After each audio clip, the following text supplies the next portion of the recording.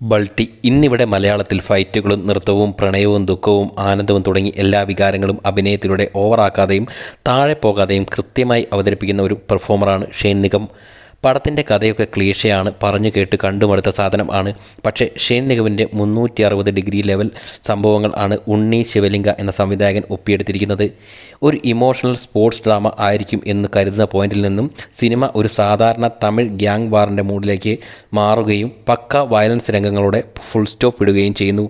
Shane നിഗമിൻ്റെ കൂടെ സെൽവരാഘവൻ ക്രൂരവില്ലനായും, ശാന്തനു ഫ്രണ്ടായും, പൂർണിമ മറ്റൊരു gang ലീഡറായും, Alphons പുത്രൻ മറ്റൊരു ഗുണ്ടാ നേതാവായും വരുന്നു. കേരള തമിഴ്നാട് ബോർഡർ ആണ് പശ്ചാത്തലം. കബഡിയും വട്ടിപ്പലിശ ഗ്യാങ്ങുകളും ആണ് മെയിൻ തീമിൽ വന്നിരിക്കുന്നത്. ബോർഡറിൽ ആണ് കഥ നീങ്ങുന്നത് എങ്കിലും പക്ക തമിഴ് മൂഡാണ് സിനിമയ്ക്കുള്ളത്. ചുരുക്കത്തിൽ കണ്ടിരിക്കാവുന്ന ഒരു സാധാരണ തമിഴ് മോഡൽ ഗ്യാങ് വാർ ആക്ഷൻ പടം. ടെയിലെൻഡ് സാധാരണ വയലൻസ് പടങ്ങളിൽ നിന്നും അല്പം വ്യത്യാസമുണ്ട്. ഷെയ്നിൻ്റെ ഫ്ലെക്സിബിലിറ്റിയും അഭിനയ